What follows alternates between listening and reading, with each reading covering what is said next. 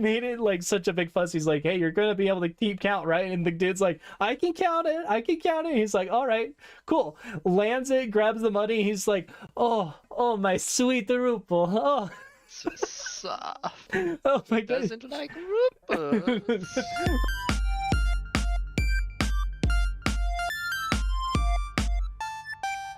Hello everyone, welcome to Narratives and Nonsense. I am Jordan, gilded for the win. This is It's your guy, the master of the five strings with onion rings. It's Yeet. Connor. How you guys doing? We have onion rings this time. Yeet. We are friends talking about random and recent stories, newsworthy or otherwise. So, Mr. Five Strings himself, Connor, how have you been? How was your week? I've been grinding out at work. It's been pretty cold, so that's made it fun, but Hmm. life goes on. Getting through, getting some money on the paycheck. Got some new accoutrement for my airsoft gun, so that was fun. Put that on there. That's going well. Been shooting that a bunch, just pop cans and everything. But yeah, that's pretty much been my week.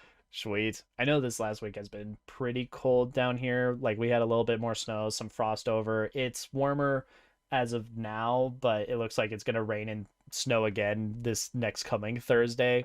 Good old weather in Colorado. It just does whatever it wants to do.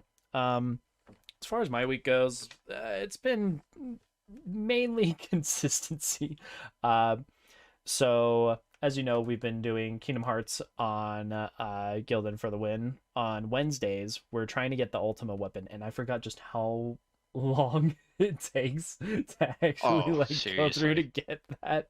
That's been a real pain. And then what I finished Dragon Age, which was really good. We might have to talk about that or some other video game stuff at some point because I mean there's a lot of cool stories in video games. I really liked Dragon Age. I'm now starting to dip into like the DLC for the game, which has been pretty entertaining. And then I went to dance again on Thursday. We'll talk about that more I think later, given the nature of what movie we're speaking about, White Knights. Absolutely. Um, but yeah, that's been my week. As far as like news stuff goes, there's all sorts of crazy fun things. So starting off with more of the good news aspects, there's a lot of things popping up about green or ecologically friendly things going on. One thing that we've discovered is apparently like everyone knows that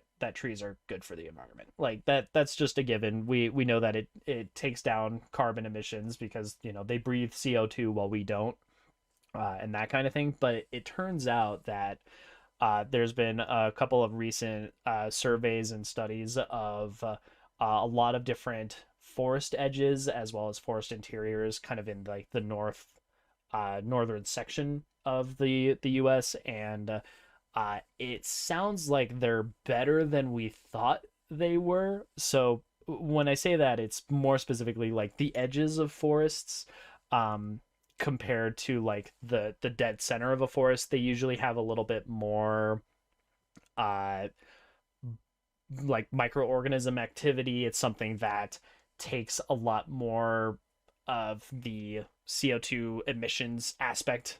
As bacteria and the like break down or decompose leaves or broken branches, dead trees, stuff like that, they emit CO2. That's just kind of a natural given.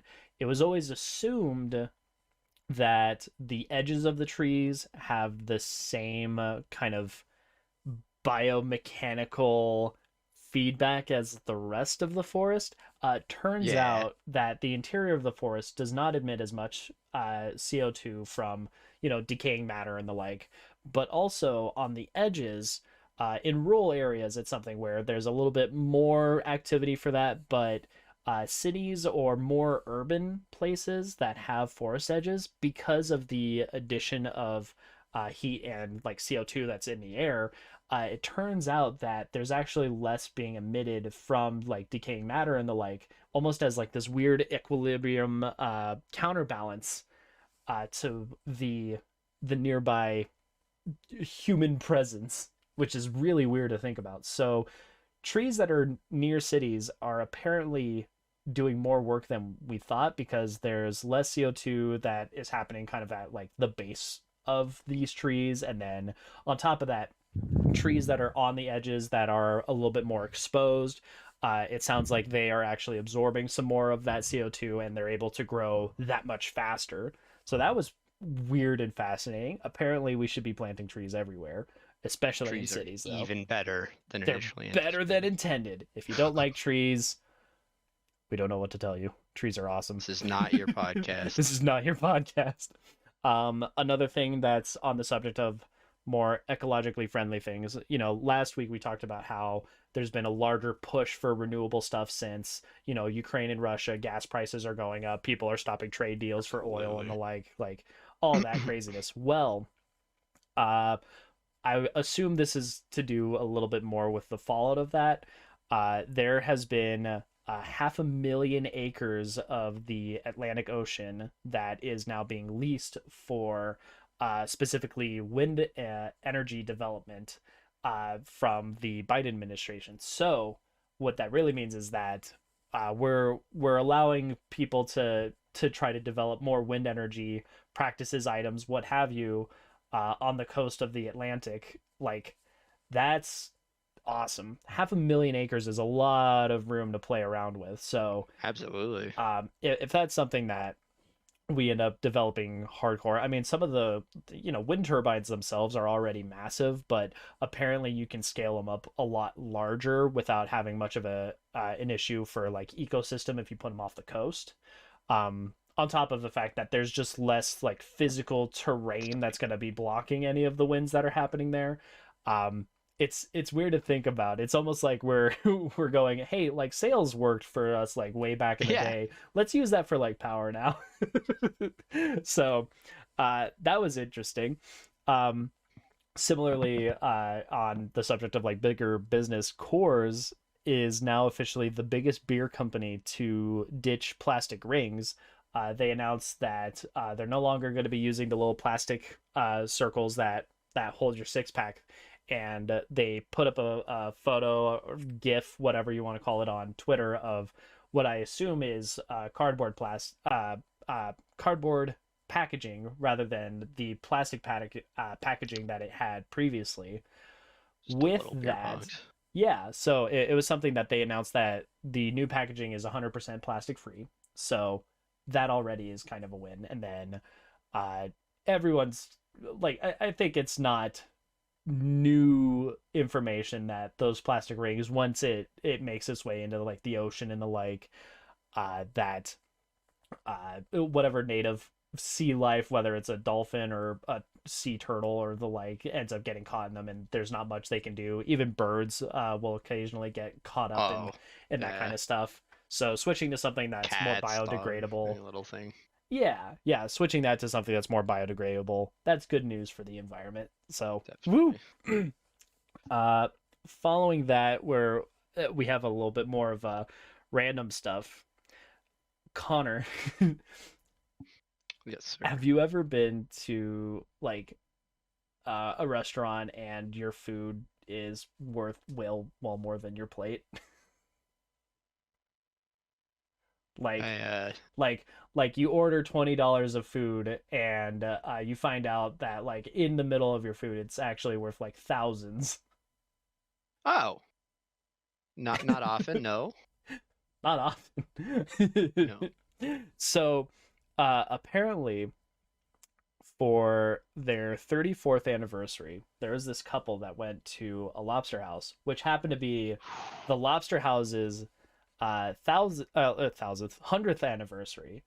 And when they went, it was something where it was a little bit more spur of the moment. They got an appetizer and they got some clams, and the husband, like on record, he says that he was worried that he had broken a molar. He wasn't sure what happened, but when he bit into one of the clams, it turns out he found a an 8.8 millimeter pearl. This pearl is literally worth thousands of dollars. Like, talk about the stars freaking aligning, because it's Yeah. anniversary for the couple, it's anniversary for the restaurant, and then you also have this pearl that just drops in the middle of your plate. like like holy crap. So that was something that was very fun to hear when they were asked about No what they're kidding. going to do with the pearl, because again, it's valued to be literally in the thousands of dollars range because of the size of it and whatnot. The couple said that they're definitely planning on keeping it to kind of celebrate the occasion, and they're debating if they're going to have it like embedded into some jewelry, like something nautical themed because of the nature of everything that happened. So that was one thing that was really entertaining. Another thing that was cool was apparently in 1915 there was a ship called the Endurance that was being held by a bunch of explorers, kind of seeing what Antarctica was about. It went down not terribly far from Antarctica itself, but Sheesh. more recently we found some there are some people on an expedition that were exploring around and about, and they managed to find this wreck from over 100 years ago, and it's in pretty surprisingly good condition, given that it's been at the bottom of the ocean for 100 years. To be fair, it's very cold down by Antarctica, No so kidding. you would think that like with most short like shipwrecks and the like, there would be a lot of microorganisms, bacteria, coral, what have you, that would just start to tear this thing apart. I imagine that where it is a lot colder, nobody's even gonna think twice about touching the damn thing. So it was pretty entertaining. I did see one of the photos had like this little, just off the bow of the ship towards the front of it. There is just this little like sea anemone that's just poking its head up. It literally just feels like a big middle finger, just like, no, I'm gonna grow right here. This is My it, spot. right? Um, Beyond that, another thing that was pretty uplifting was apparently women are getting a little bit more into trucking. And when I say that, I mean right now it's something where there's here in the US there's like 3 million truckers currently, and only about 10% of them, from what I had read, are currently women. However, it sounds like there has been a spiking interest where they're starting to get more involved with it, which frankly, like trucking is like a well-paying profession. Like that is something that is not anything to scoff at.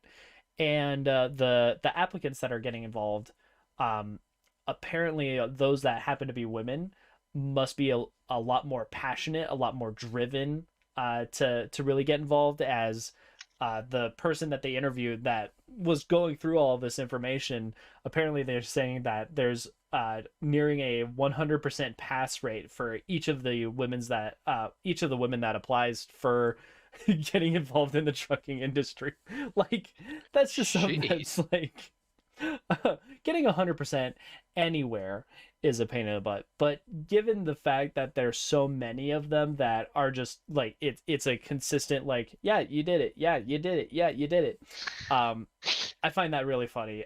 Part of why this is growing a little bit is naturally COVID-19, there's supply chain issues all over the place. So there's a lot higher demand for people in trucking positions, in addition to all of the like recent craziness and controversies going around trucking with, Canada, the US, the world over, really. So it to me, I almost like to think of it as something like in World War II, where they're like, we need people in factories, and women became the people to like step up to the plate. I see this as kind of like a very small version of that, where it's just more equality in the different professions. So I thought that was interesting. um Following that, I mean, there's Russia and the Ukraine, or just Ukraine. There isn't, fun fact, there actually isn't the in front of the name Ukraine. I don't actually know why there's like the precedent for saying that. It's almost like saying the Russia or the Mexico. Like that's the equivalent of that. It's a weird thing, a weird quirk El that we've, Mexico. Thank you. right. El Mexico. There you go. uh Anyways, in Russia and Ukraine, uh, it's something where, just talking about trucking and vehicles, apparently there was a Polish businessman who went out of his way to try to rescue a number of the different refugees. Part of his tactic is by having Polish license plates, he's hoping that, being a member state of the EU and NATO and the like, that he'll be less likely to be fired upon. But on Yeah. top of that, this guy forked over. I mean, it's something where he runs a vehicle, like rental vehicle or a vehicle service company. The guy managed to muster together 20 different people, one of which was actually a Russian truck driver that is like taking vacation time to go and help in this endeavor. Oh, So nice. so he's got like 20 different people in 5 vans, 4 buses, and then he spent over $100,000 on an armored truck in order to get into Ukraine and start getting people out of there just to try to help with the humanitarian efforts there. I mean, that if that doesn't say something, like that's awesome. It really is cool to just see how even like smaller business people are pitching in where they can or how they can. Likewise, on like the larger scale of things, apparently there's been a lot of different food trucks that are taking supplies and the like into Kiev, and apparently one of the recent convoys, a large number of those food trucks were actually had all of their fuel covered by Pope Francis, because the Catholic Church is getting involved with some of the people, the missions, the kind of relief efforts happening there. Likewise, excuse me. Likewise, there was also a couple of news stories of, like, we've seen a lot of the kindness of the Ukrainians helping the Russian soldiers that are coming Or in. captured or wounded Yeah, or captured, wounded, surrender, all of that jazz. I mean, it's something where there's a lot of devastation that's going on, and it doesn't seem like the Russians aren't privy to that. There's been words of like an entire like flanked group of people that just go, yeah, you know what, you got us, we're done. Like, we're not even gonna bother, type thing. Apparently, it's something where um, you okay there, sorry, dude? sorry. No, you're good. Um, Whew. uh, Apparently, there's been a couple of stories of a number of the Ukrainian soldiers working as surgeons, not just on, helping their own, but helping a lot of these Russian soldiers as well that have been wounded terribly in the midst of the fighting and conflict.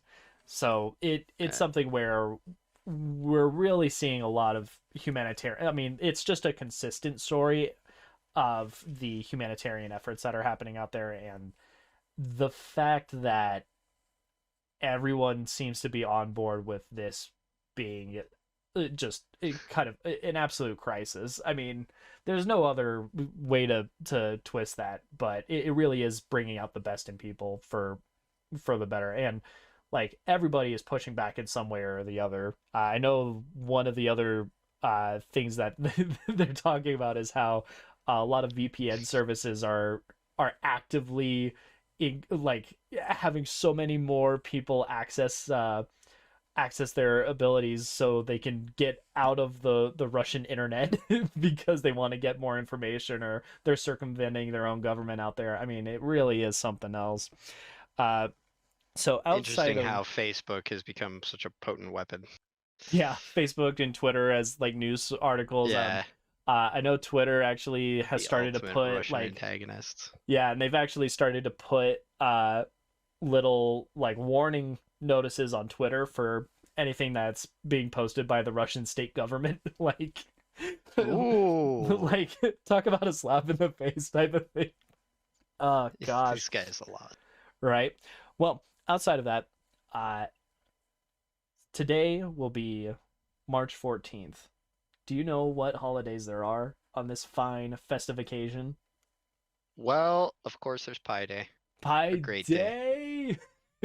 A Oh, it's great, so great day. good.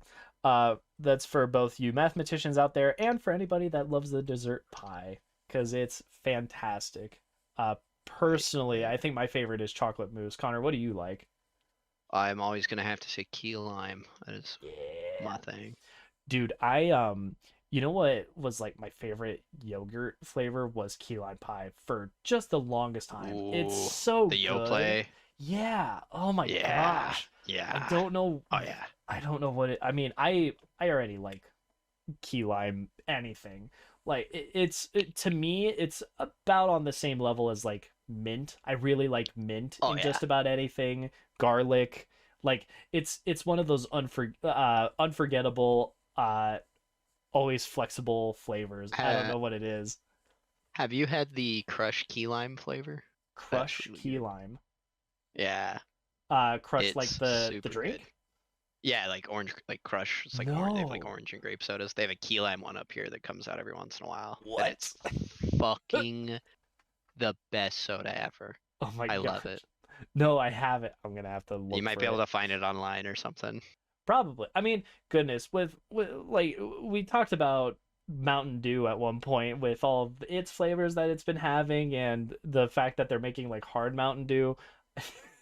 It feels like all of these drink companies always have some new thing or flavor that they just like spit out for a few minutes and then take back out of nowhere. Oh man, so Pi Day, for mathematicians, for all you pie lovers. Our family really likes a pecan pie as well. That's for our great grandpa. Just as another example. Outside of that, some of the more international holiday stuff, because there's a lot of things happening on today. We're only going to touch on a couple of them. One of the funnier named ones was International Day of Action for Rivers, which I feel like is the subtitle of it, but the idea is that it's supposed to be an awareness day for all across the globe for river activism, whether that's, bringing attention to river pollution and trying to reduce that, river conservation so that rivers aren't being diverted elsewhere or being used up somewhere, stuff like that. That's kind of the intent behind the day.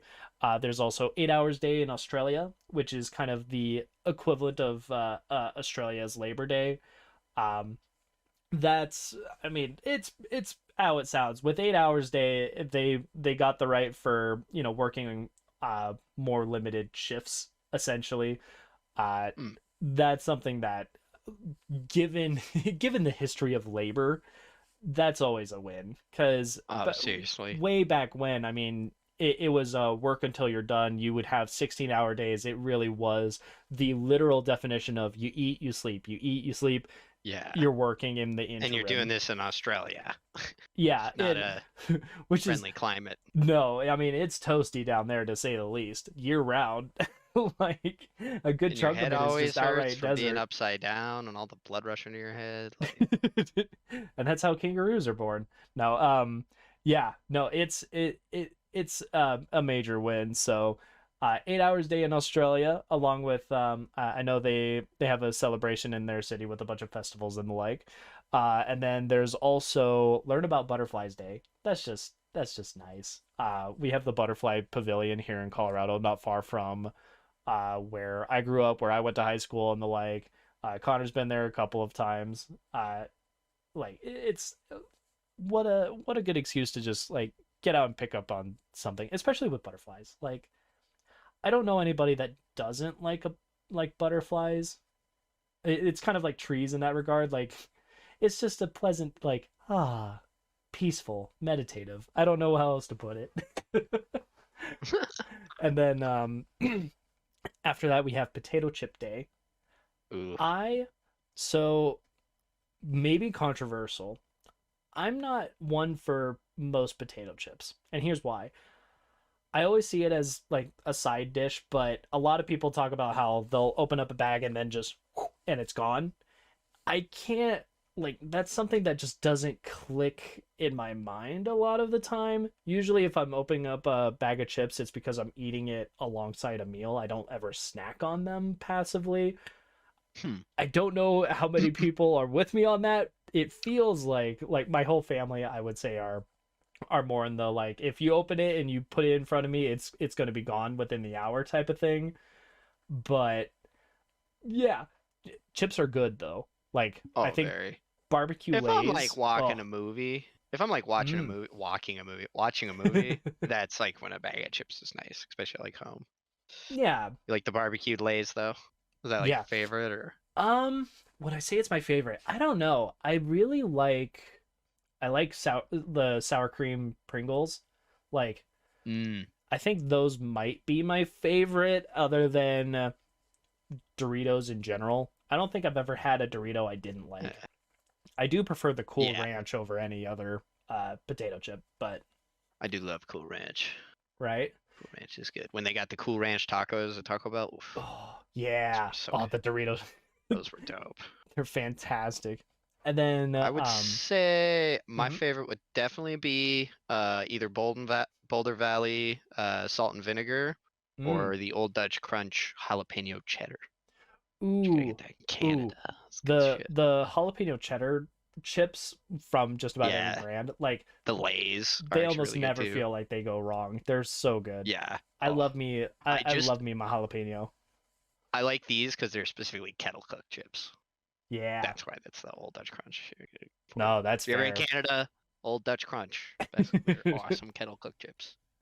Beautiful. And then following that, and this is the last holiday that we want to talk about was write your story day or write down your own story day. Uh, with write your story day, I mean it's narratives and nonsense. Like storytelling is kind of like in the name. We want to talk about stories, whether it is newsworthy or like our bigger segment where we talk about. Usually around this time it's about a movie, or sometimes we'll talk about like D&D or something like that.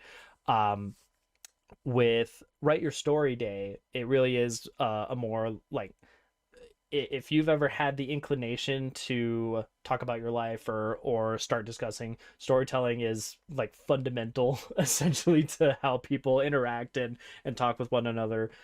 This is the day to like scribble something down if you've been inspired, Uh, or if you have some kind of a story that you wanted to tell, whether it's about your life or something that you know. If you're just inspired as an author, that's what this is. A thing that I found to be really fun with this day is apparently it was made by a YouTuber back in like 2017. So this is actually a fairly new holiday, with 2018 being it the first is official officially like recognized though. yeah, it's registered with what is it, National Calendar. Uh, Association or something like yeah, that, I yeah, want to. something like that. Uh, Whatever the equivalent of that would be. yeah. So yeah, there you go. Those are the holidays. Now, for the juicy bit, Connor, what are we talking about today? Well, it is a really cool movie. This week we were doing one that I had not seen that Jordan had, Mm-hmm. and I'd never even heard of it. It's called White Nights. Mm-hmm. It Straight out is of the a 80s. Oh yeah, 1985, very pulpy in that regard. It was a great movie. I was really impressed. I didn't know what to expect going in. Like I figured there'd be a lot of dancing and it would be like, oh, this is fun. But I was actually really impressed by it. I thought it Yeah. was a really well made film. Yeah, and that's something that I Connor had said, what's like a dance movie you know of? And I'm like, that was the first one that came to mind, and I was a little hesitant to recommend it, mainly because I forgot if this is something that's going to be bogged down with dancing, that's more for dancers, because it had been a long time since I had seen it. And Yeah, going back through it, I was just like, oh no, well, one of the things you mentioned is that the dancing is very well balanced. It's very like diegetically in tune with the movie. I'd honestly say like a good chunk of this movie feels very diegetic. It feels more real. It feels grounded in the story that's being told. Like nothing seems to be thrown in without meaning, I guess is a good way to put it, or without it like connecting to the grander story of what's going on.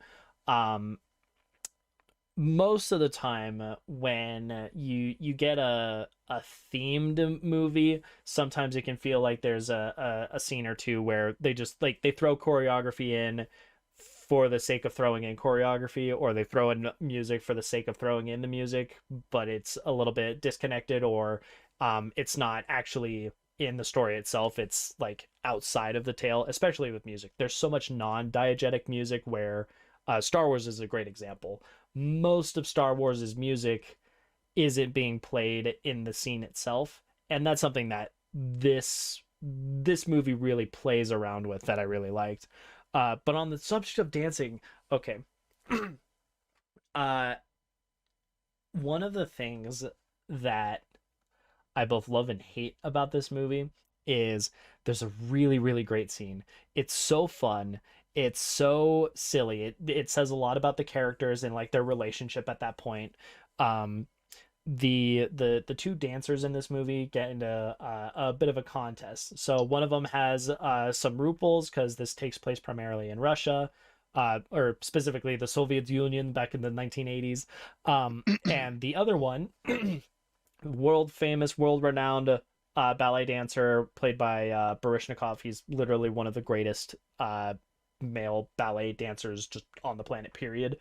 Um, the two of them get into this gamble for okay, however many pirouettes you can do, I'll give you a ruble for each one. Um, so they're like, he literally pulls out all of the money in his pocket and literally like goes through to count individual coins, and he's like, all right, so I've got seven, hold on, eight, nine, 10 rubles, 10 rubles, 10 pirouettes. Hold on, wait, and like gets his pocket change. Go through his pocket. Uh, all right, 11 rubles, 11 pirouettes. Do it. And he goes, all right, okay, yeah, 11 rubles, 11 pirouettes, 11 pirouettes.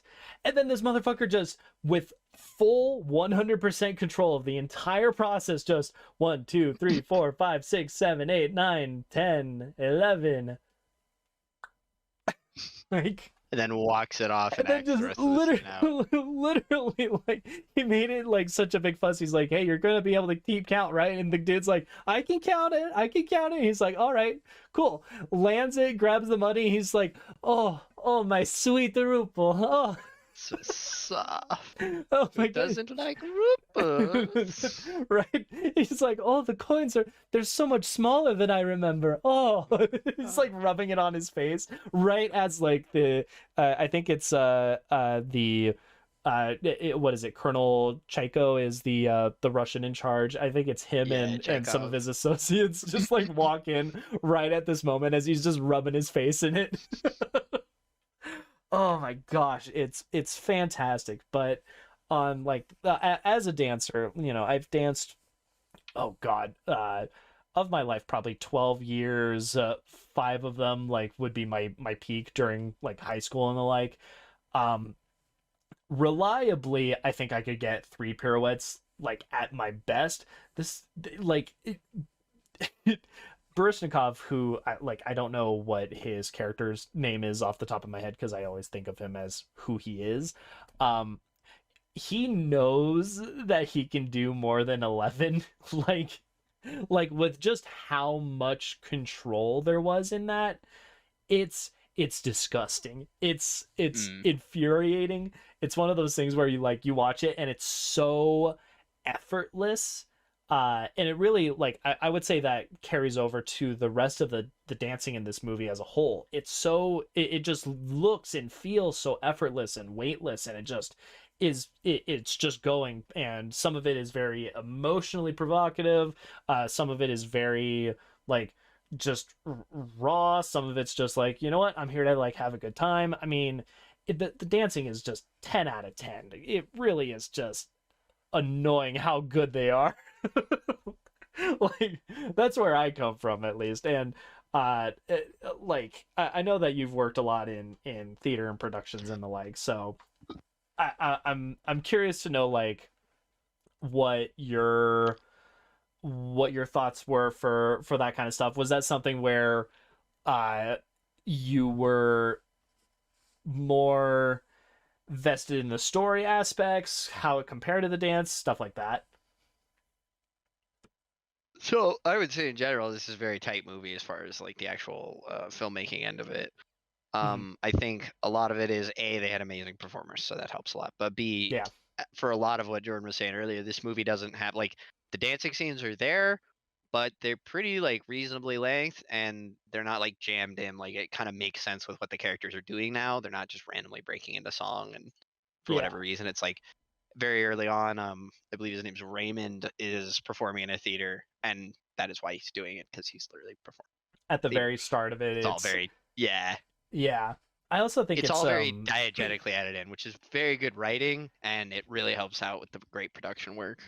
yeah, I also thought that Because the opening like tied in a little bit with the I guess I would say the weight of what he kind of goes through as a character. Like it is a little bit more on the metaphorical theme aspect of it because you know it is a theatrical show. It's able to get more into that artsy territory, but I thought it was a good kind of like tone setter for the trouble that he was going to be getting in. Because oh, it absolutely, like it has, for lack of better description, it has a like hanging scene where like death itself shows up in the midst of this kind of ballet performance that opens this whole thing up. And I think that that ties in pretty well with when uh, going into the plot, the this performer Barishnikov plays ends up crash landing in Russia, and Russia recognizes him as a defector, and they hold on to him. Like they let all of these other, international passengers go back to their home countries, but they hold on to their ballet dancer that they lost. And throughout the movie, you can tell like he is doing every freaking thing he can to get out of it. I mean, it is literally nonstop. It like someone will turn the corner and he's ripped apart the rug and he's making a rope out of it a to try rope. to Yeah.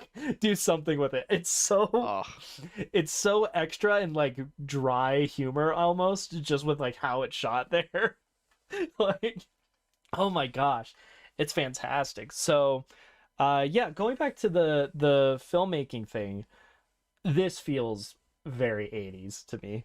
Like very much. it's such a like capsule of time both with the music itself, which going back to what you were saying about it being diegetic, the use of the mixtape is really really good. So Yeah. they have a boombox and a and just tape cassettes that they're using throughout the entirety of the film, um, and they use it both for when they're rehearsing and they're dancing with it, but later it becomes actually a matter of the plot because they record themselves like having this fake fight with each other. They're a little antagonistic to each other quite a bit, and they use it to dupe the Russian uh, The spies, the the upper brass that are watchdogs. watching them and have Yeah, them all bugged.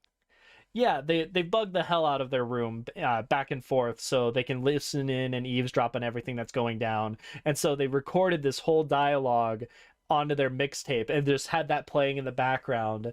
And with how those older mixtapes work, like it goes through and finishes the dialogue and then it rewinds and it goes back the other way and just starts repeating everything that they had already said. Like Yeah. it's such a tense and such a good scene. Like, oh, that was really well done. They have the like the token 80s montage workout scene cuz Yeah, getting like arrested after. like Rocky had happened. So you have to include it now. It's got to be in there. Very. This is kind of funny, like weirdly similar, to, like Rocky 2. Yeah. Yeah. It's like a Cuz weird Rocky kind of 2 play has on it. Yeah, because Rocky 2 has a lot of the US versus SU, Russia, USSR. Cold War, war Exactly. without war, kind of. Yeah, that and it's with I would say this was this. more a clashing of ideals, though, Yeah, instead of yeah. punching each other. So going into the plot of it, it is very Cold War. It is very much these two facets of life, kind of coming together and agreeing, but for very different reasons. So, the two dancers we have the ballet dancer and we have the tap dancer. And the tap dancer was an African American gentleman who was enlisted for Vietnam and was not on board for it whatsoever. It had been I got the impression that it was about a decade and a half since he got out of that whole affair and defected and made his way to Russia, where the colonel that's the proper antagonist of the whole movie helped him out to not get uh, punished for basically abandoning service. You have him as the tap dancer, and then you have the ballet dancer who, ironically, was in Russia, defected out of Russia, and then ends up getting back into Russia In a against crash his landing. own, yeah, against his own will. The plane goes down, and now he's stuck there with the tap dancer and the tap dancer's Russian wife. And as the time goes along, they do very much say their individual sides of the story of their different ways of why they defected, how they defected, but it this is going back to this is a Cold War movie. It ends up being the case that they they both end up agreeing on like we can't stay here in Russia. We can't stay in the Soviet Union. This is just no bueno. So they end up working together to get out where they have a the ballet dancer has a Russian friend that like bumped into somebody at the U.S. embassy, so they get this whole scheme together so that if they can get out of the building and like get across the street over to where this embassy is, um, after a quick car ride, they're able to officially like depart from the grander thing. Uh, Connor, if you're talking, I think your mic's muted. A big thing too is they need people to they need like witnesses to see Yeah, that he's still there. yeah, Like they have to because be able to this say without a ballet doubt. dancer, yeah, this ballet dancer is internationally recognized, and up to this point, the Russian government keeps saying like, "Oh yeah, he suffered tremendous injuries in the crash. Like we're working on making him better. He's on death's door. We don't know what's gonna happen to him, but they're basically trying to like force him to stay in Russia as a recognized symbol to like the power of the Soviet Union. And so if they can get witnesses to just see that he's fine and he's okay, at that point, unless they want to spark international incident, they got to let him go. And that's that's kind of the main conflict, the main plot, I would say, of the movie without getting further into spoilers. Um, And I think in terms of how they put it together, again, it is very 80s, but I think they did a very good job with the almost like the feeling of hopelessness for a lot of the cinematography and the like. I would say some of the color grading is very much that kind of dull grays that how much of that is due to the locations they filmed, how much of that is the filmmaking materials of the time because it was filmed back in the 80s. Yeah, That I can't, colorization wasn't quite what it was today. yeah, that I wouldn't be able to speak towards, but I do think that it does set the stage literally and metaphorically for this whole endeavor. um as far as like speaking about the dancing, speaking about the music, speaking about the cinematography of it, I think it did a really good job. There was actually one scene where um I I wasn't quite sure how they filmed like the tap dancer tapping as he's basically running, sprinting across the room, and how they got these like large sweeping shots. That actually impressed me because I wasn't sure if they like put a whole crane inside of the ballet like dance studio that they're rehearsing in, and then if I recall, there are a couple of mirrors. Like that was something that I was like, oh, Yeah, oh, okay. Like if I look at wall it of like mirrors. for a little bit longer, now I'm confused. How did they do that? Like that Yeah, stuff that really impressed me with the movie, on top of just the stellar writing, because it is a very fascinating story. It really like it's a sucks you in. great drama. Like, Yeah, yeah, yeah. like In some ways, it's very soap opera esque in a good way. Like it doesn't yeah, feel like it's well done. overacted. It just feels like it's a very they're very intense scenes with very different acting characters going on. As far as the Yeah, acting itself, I do think the acting is serviceable for the most part. Like there's no parts that I was taken out because of the acting. I do think that the Colonel Chaiko's actor probably was the one I was most impressed with, because he felt menacing the whole way through, and it doesn't matter if he's yelling, if he's being very calm and collected with it. Like he ends up taking the tap dancer out to one of the like larger quarries in Russia, and just says, yeah, the mining here will kill someone if you do it long enough, like as a under the table threat to the guy. It's just stuff like that that I never felt his presence disappear, even when he's not on screen. Impressively enough, I will say, like my one like criticism of the movie, and this is going into more of the like spoiler territory. My one criticism of the movie, I think, would be there is a very strange scene in one of the theaters where the ballet dancer is speaking to a former love interest, partner, dancer, person. That scene is weird. It felt like the intent was him dancing and like showing off moves to her with this very like the music again fantastic, like it's this very raw, very energetic vocalization kind of sounding music, but the without context it feels really weird because he's like, look at me, and then starts busting out moves, and then she just starts crying.